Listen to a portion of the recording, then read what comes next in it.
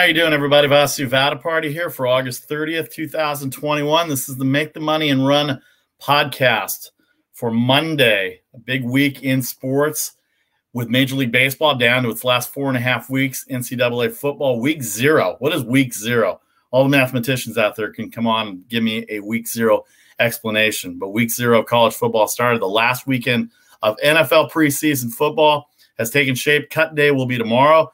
We've got 10 days till the opener between the Cowboys and the Buccaneers in Tampa Bay. The defending Tampa Bay Buccaneers and Tom Brady will take on the Dallas Cowboys. Dak Prescott, who didn't play last year, coming off a big-time injury, will be back for the Cowboys. He didn't play a preseason snap. A lot of it there. You can join us every Mondays, Thursdays, and Fridays. We were a little late today on the Make the Money and Run podcast. If you missed it, go online, download, subscribe to A Conversation with Vasu Vaddiparty. My guest was Yogi Roth of the Pac-12 Network. We talked a lot about the NILs, alliances between the college football conferences, Pac-12, Big Ten, and ACC, as well as Pac-12 itself. Broadcasting for him starts on Thursday. He's got 2 games this weekend. Great conversation talking about him, and also he's a filmmaker. He had the Elite 11 camp. He also hosts the It Factory on Pac12.com, as well as the Pac-12 Network channels, wherever you live. All right, we're here 3 times a week on Make the Money and Run, Facebook and YouTube Live. Download, subscribe, rate, and review anywhere you get your podcast. We're sponsored by the Britannia Arms, Silicon Valley's oldest British restaurant and pub since 1981. BritanniaArmsDeanza.com, 408-257-7262. NCAA football, NFL football starting. No better place to go in Cupertino on a Saturday and Sunday than to go watch football. They've got all your British libations and British pub and grub that you would enjoy to watch a Saturday and Sunday of NFL and NCAA football as well, too. All right, I'm Vasu Vaddiparty. Let's get to it right away. Lots of baseball to talk about as we get to it. First, we'll start the National League, the Dodgers and Giants. The Dodgers, being a Dodgers fan, it's kind of hurting a little bit. They can't win on a day the Giants lose. They've lost the last 3 games, at least the last 3 games that I can remember off the top of my head that the Giants have lost. The Giants lost 2 out of 3 to the Atlanta Braves over the weekend. But go figure, the Los Angeles Dodgers lost 2 out of 3 to the Colorado Rockies at home. San Francisco remains 3 up in the loss column in that division. San Francisco has a big 4-game series against the Milwaukee Brewers, who are 9 up on the Cincinnati Reds right now. Milwaukee comes in with their 2 best pitchers going in games 1 and 2 with Corbin Burns tonight, Brandon Woodruff going tomorrow. Johnny Cueto goes tonight for the Giants, and I believe Alex Wood goes tomorrow for San Francisco, and then Wednesday and Thursday to wrap that series up. And then the big series this weekend, Labor Day at Oracle Park in San Francisco. The Dodgers and Giants will match up in a big 3-game series. If there's still 3 out at that point, the best they can do is tie. So we'll see what happens. I'm sure Dodger fans are rooting for the Brewers, and Giants fans are rooting for the Atlanta Braves as Atlanta goes into Los Angeles for a 4-game series as well, starting tonight at 10 o'clock Eastern. ESPN will have that game as well. So Milwaukee up 9 games on Cincinnati. Speaking of those Braves, they are 5 up on the Philadelphia Phillies, 8 up on the New York Mets, thumbs down to the New York Mets. I'm sure you heard that story about Javier Baez and Francisco Lindor leading the charge of the thumbs down to the fans because they were giving them the thumbs down. But that's a whole nother ball story. Steve Cohen criticized his players. The new owner of the Mets, Sandy Alderson, criticized the players for giving it back to the fans a little bit because the fans, he says, have a right to boo or do whatever they want. I'm not sure I totally agree with that, but Sandy Alderson been in baseball a long time. The Mets were 5 games up a month and a half ago. Sorry, Mets fans, to all of you out there. They're 8 back now in the division. That's a loss of 13 now. I know Jacob deGrom has been gone. It's been a tough sled for the Mets. Phillies haven't done very much either. They took 3 out of 4 from Arizona over the weekend. Should have been a sweep, but they're 5 back of Atlanta. Atlanta was under 500 a month and a half ago, and they've made up 12 games, 12 or 13 games, and they're in first place in the National League East. It looks like they're going to have a division championship unless Philadelphia or New York catch fire. The wild card scenario, the Reds are 9 back of Milwaukee. That division pretty much over with Milwaukee's pitching, and they've got some hitting. They've got some hitting issues still, but right now Milwaukee playing the best of everybody. San Diego 1 back of Cincinnati. San Diego has really gone down the tubes.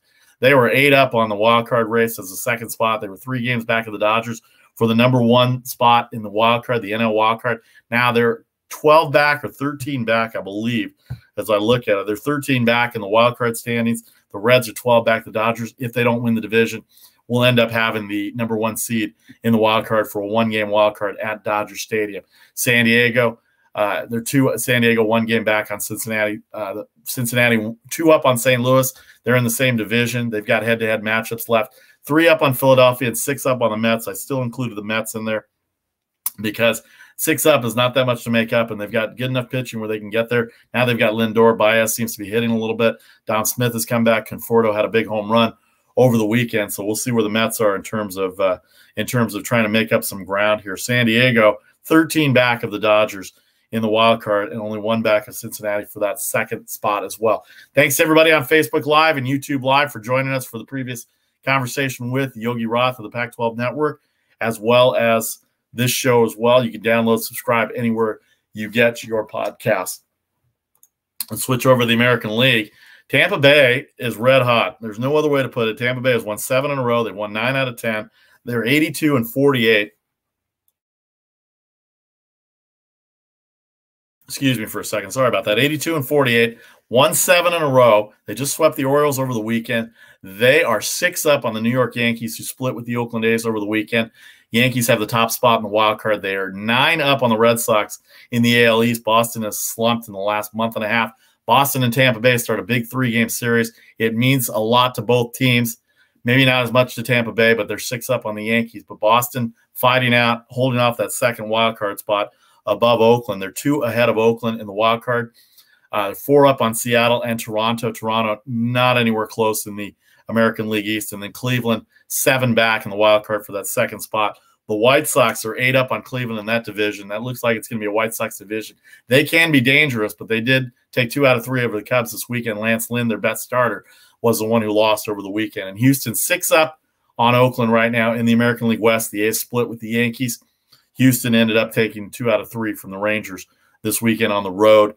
They will have a big series against Seattle this week. This is a chance for Seattle to get back with them in terms of the division race and also maybe make some ground up, as the A's will go to Detroit tomorrow. Minnesota and Detroit are playing a makeup game today as well. As we said, it's 3-2 in the bottom of the 7th. The Twins have a lead. I have the Tigers plus 110.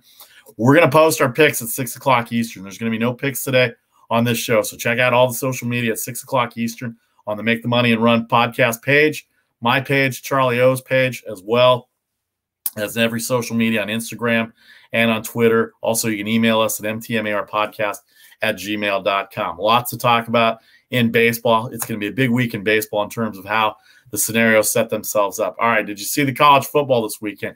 I gave you Illinois and UCLA over the weekend. Illinois plus 7 on Saturday. That's a winner. UCLA minus 17.5 over Hawaii. That turned out to be an easy winner. 2-0 to start my college football season. I have to include my alma mater. There were only 5 games this weekend. San Jose State did cover and did go over for Charlie O, 45-14 against Southern Utah. Congratulations to Brent Brennan and the San Jose State Spartans, a proud alumni here on the Make the Money and Run podcast. Fresno State in that same conference beat up on UConn, beat UConn big. Fresno State will have a big game this weekend as well, too. We'll get to all the college football and all the NFL football as we get to it. But 1, 2, 3, 4 out of the 5 games were covered by the favorites, and then Illinois with the upset on Saturday over Nebraska. Sorry to our friend Dan Lust, our sports attorney. His adopted college team is the University of Nebraska, but it was not a pleasant Cornhusker visit into Champaign, Illinois on Saturday. All right, NFL preseason has ended. Preseason quarterback decisions still in New England and San Francisco. Mac Jones or Cam Newton both look good. Yesterday, I watched the second half of the New England Giants game. By the way, if you're betting on preseason football, I mentioned this on social media. If you're betting on preseason football, you got burned if you had the Patriots minus 3. You got a very lucky break from the divine intervention if you had the Giants plus 3 on that last-second touchdown that allowed the Giants to cover 22-20 loss to the Patriots. I do not bet on preseason games. I take that back. I made 1 bet on a preseason game because the Atlanta Falcons are so bad, and Miami, even without Tua Tagovailoa, did not play in that game against Atlanta. Tua, we'll just go with Tua. They beat up on Atlanta, and that's my only preseason win. The NFC West will look tough with all 4 teams. 49ers still debating what they're going to do with Trey Lance and Jimmy Garoppolo. What do you think out there? Kyler Murray in Arizona. I don't know what to make of Arizona. Everybody thinks they're going to be better than they looked. I have not seen anything in the preseason that's going to happen yet, but the NFC West looks tough. Buffalo looked pretty good in the preseason. They look to go to back-to-back AFC East titles. I know New England is going to compete with them. The Jets might be better. I love Zach Wilson. I just got a feeling that if they let him play and they put a defense around him, they get some kind of supporting cast, and Zach Wilson is going to be really good in New York. And then Buffalo, New York, New England, Miami is going to be really good as well too. So that AFC East could very well go with the NFC West. The NFC East, Carson Wentz was placed on the COVID list. He was coming back off his injury. He'll be back in the week 1 allegedly, but he's not able to make the COVID list right now. So I don't know what that's going to do for him as well. So Indianapolis now looking at another quarterback shift. They don't have any more preseason, but at least they have 2 weeks. So maybe he can get through protocols and get there as well. All right, moving on, some more NFL before we close out here. Giants look to improve on their 2020 NFCs. I think they have a team, but Washington looks to be the most complete team in that conference and that division. Dak is ready to go for the Cowboys week 1. Do they have a defense? And Trevor Lawrence, the number 1 pick for Jacksonville, ended up looking very good against the Cowboys yesterday. Excuse me. I haven't had lunch yet. I don't know what's going on. Trevor Lawrence looked nearly perfect against the Cowboys yesterday.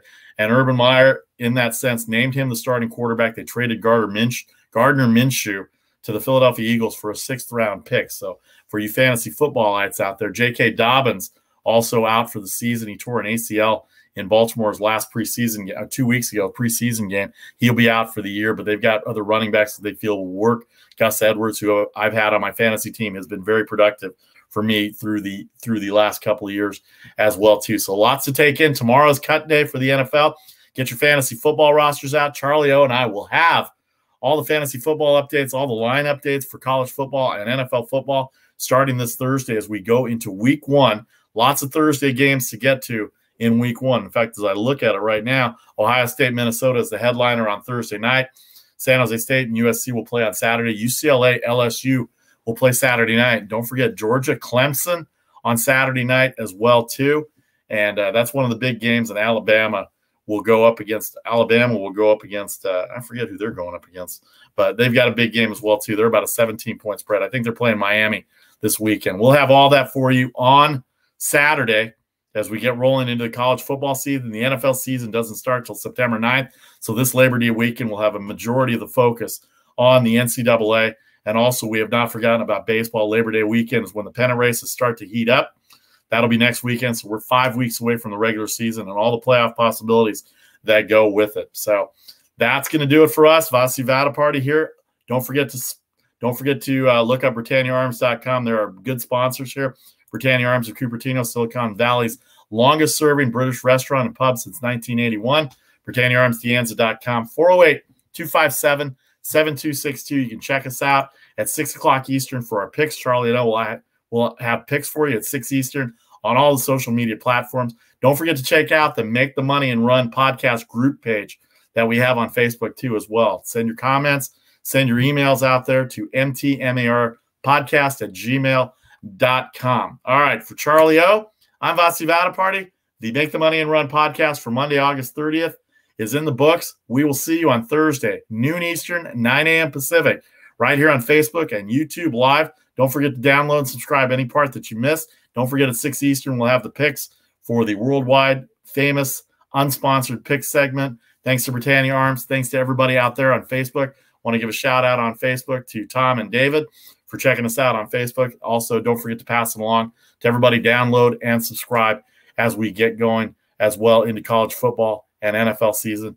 Baseball still a big priority in terms of the last 5 weeks. Giants, Dodgers in the West, Tampa Bay, New York, and Boston in the East. The White Sox have pretty much run that division in the Central, as has the Brewers in the National League Central. Houston 6 up on Oakland. The Braves are 5 up on the Philadelphia Phillies right now as we speak. Big series this week. Tampa Bay, Boston, Braves, Dodgers, Giants, Brewers, 3 of the series. A's will go with Detroit tomorrow. The White Sox just came off their 2-3 with the Cubs as well too. So lots of baseball to talk about. We'll keep you involved the next 5 weeks as it relates to the actual games themselves and also the wagering aspect. I'm Vasu Vaddiparty, Charlie O on assignment. Have a great afternoon, everybody. This is the Make the Money and Run podcast for Monday, August 30th, 2021. We will see you soon. Take care.